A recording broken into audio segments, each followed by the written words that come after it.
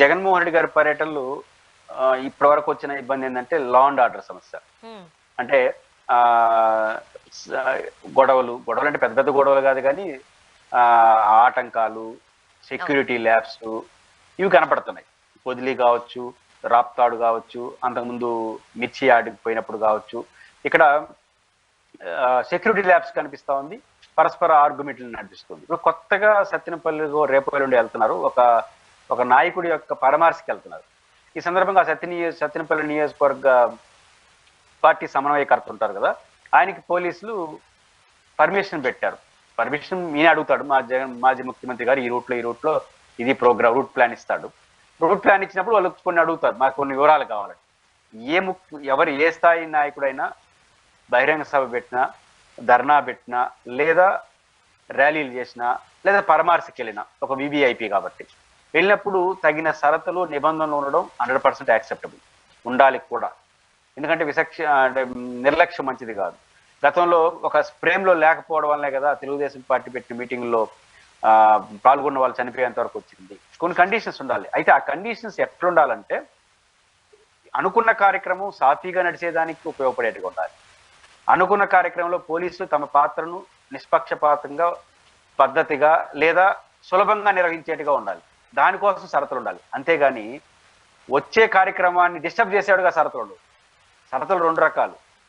Main programme ఏదైతే ఉంటుందో, జగన్మోహన్ రెడ్డి గారి ప్రోగ్రామ్ అనుకుందాం, ఇప్పుడు చర్చ అది కాబట్టి, జగన్మోహన్ రెడ్డి గారి ప్రోగ్రామ్ సాఫీగా, ఎలాంటి అలజడి లేకుండా, ఎలాంటి లా అండ్ ఆర్డర్ సమస్య, పోలీసు కూడా పద్ధతిగా వాళ్ళ పని వాళ్ళు చేసుకునేట్టుగా ఉండేది, దానికి ఉపయోగపడే షరతులు పెడితే ఆహ్వానించదగ్గ పరిణామం ఉండాలి కూడా.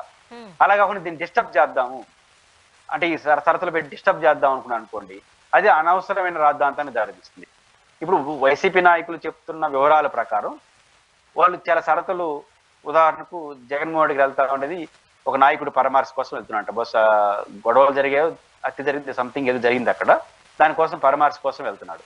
దీనికోసం వెళ్తున్నాడు కాబట్టి ఇప్పుడు జగన్మోహన్ రెడ్డి గారు సత్తెనపల్లికి వెళ్తున్నాడు అన్న విషయం ఇప్పుడు మన్నాళ్ళ వాళ్ళకి ఎట్ట తెలిసింది? ఈ షరతులు చర్చ వచ్చింది కూడా తెలిసింది. అయితే ఆయన పాటికి ఆయన పోయి వచ్చేసిండేవాడు.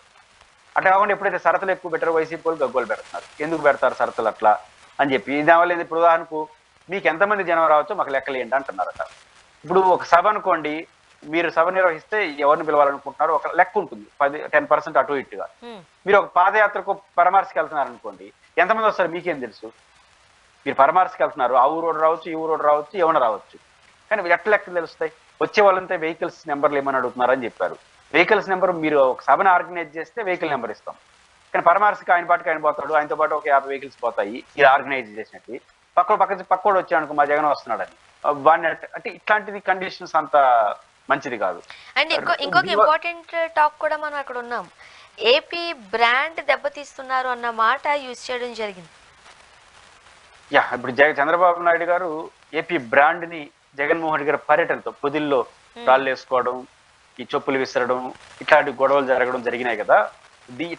ఇట్లాంటి పబ్లిక్ మీటింగ్కి వస్తే బ్రాండ్ అంటే పీస్ అండ్ వైలెన్స్ లేకుండా ఏదైతే ఉందో స్టేట్ లో, ఇట్లాంటి అలజడి చేస్తే ఒక మంచి వాతావరణం దెబ్బతింటుంది, రాష్ట్ర అభివృద్ధికి ఆటంకం కలుగుతుందనే పద్ధతిలో ముఖ్యమంత్రి గారు మాట్లాడారు.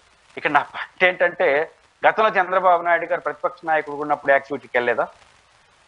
ప్రతిపక్ష నాయకుడుగా ఉన్నప్పుడు మా జిల్లాలో పుంగనూరులో కావచ్చు, అన్ని చోట్ల పెద్ద పెద్ద ఇష్యూ జరిగినాయి. అప్పుడు జగన్మోహన్ రెడ్డి గారిని సమర్థించడానికి వెళ్ళాడా, విమర్శించడానికి వెళ్ళాడా? ఏ ప్రతిపక్షంలో ఉన్న వాళ్ళైనా అధికారంలో ఉండే వాళ్ళని విమర్శించడానికి పర్యటన చేస్తారు, సమర్థించడానికి పర్యటన చేయరు. అది రూల్ అంటే రూల్ కాకపోవచ్చు. మనం స్వాతంత్రం వచ్చేప్పుడు చూస్తున్నాం, ప్రతిపక్ష నాయకుడిగా ఉండే వ్యక్తి పర్యటనలకు వెళ్ళేది ప్రభుత్వంలో లోపాలు ఎత్తి చూపడం కోసమే, విమర్శించడం కోసమే పోతారు. ఒకవేళ సమర్థించడమే వాళ్ళ లాజిక్ అంటే ఇంట్లో కూర్చొని సమర్థించడం మౌనం ఉండిపోతారు. ప్రెస్ మీట్ పెట్టి ప్రతిపక్ష నాయకుడు భలే చేస్తున్నాడు చంద్రబాబు నాయుడు గారు అని చెప్తారా? లేదు, గతంలో చంద్రబాబు నాయుడు 5 ఏళ్ళు జగన్మోహన్ రెడ్డి గారు ఉన్నప్పుడు చేశారు. పైపించి మీకు గుర్తుంటే జియో నెంబర్ 1, నేషనల్ హైవేస్ లో ధర్నాలు చేయకూడదు, నేషనల్ హైవేస్ లో ఎమర్జెన్సీ, ఇట్లాంటి కొన్ని పెట్టారు, గుర్తుందా మీకు? జియో నెంబర్ 1. అసలు జియో నెంబర్ 1 పెట్టకూడదని మనం ఆందోళన చేసినాం, కొట్టుకెళ్ళాం, ఇవన్నీ జరిగినాయి. రెండోది, చాలా చోట్ల చంద్రబాబు నాయుడు గారైనా జగన్మోహన్ రెడ్డి గారైనా ప్రతిపక్ష పాత్ర పోషించేటప్పుడు ప్రభుత్వాన్ని విమర్శించడానికే పోతారు. ప్రభుత్వం తప్పు చేస్తా ఉందని చెప్పడం కోసమే ఇదిలోకి వస్తారు. ప్రభుత్వం ఏదో చేసేస్తా ఉందని చెప్పితే, అలజడి లేపితే బ్రాండ్ ఇమేజ్ దెబ్బతింటుంది అంటారు. అది ఎప్పటికీ జరగదు. మీకు చాలా చాలా పెద్ద పెద్ద సిటీలో అప్పుడప్పుడు లా అండ్ ఆర్డర్ సమస్యలు వస్తుంటాయి.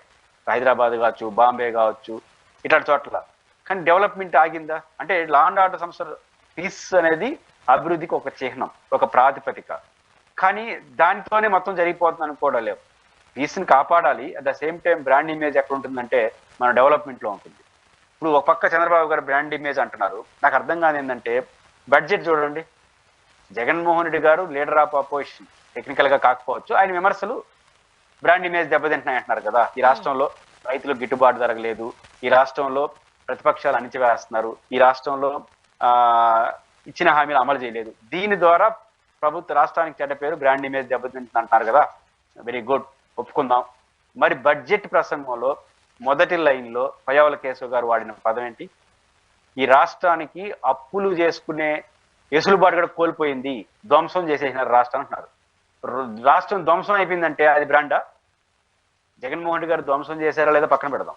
ఒక చీఫ్ మినిస్టర్ గా అప్పులు ముట్టట్లేదు, అప్పులు జీరో అయిపోయింది, అప్పులు ఇచ్చేవాళ్ళు లేరు, చాలా ఇబ్బందికర పరిస్థితుంది, ఏం చేయాలన్నా భయం వేస్తా ఉంది, ఇన్ని రోజు ముఖ్యమంత్రి గారు మాట్లాడుతున్నారు రాష్ట్రం విధ్వంసం అయిపోయింది, 30 ఏళ్ళు వెనక్కిపోయింది, ఇవన్నీ ఎవరు మాట్లాడుతుంది? ఇప్పుడు ఇది బ్రాండా?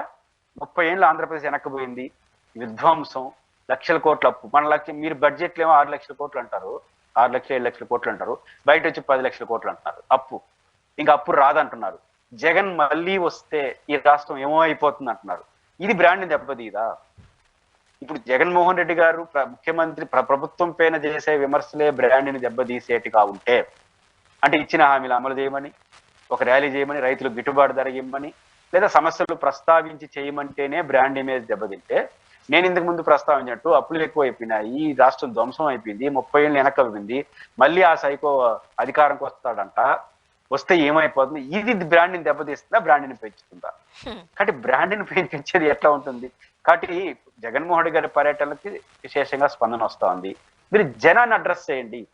జగన్మోహన్ రెడ్డి గారు జనంలో పోకుండా ఉన్నట్టే జనం సమస్యలను అడ్రస్ చేసేయండి. మళ్ళీ ఆడిపోతాడు.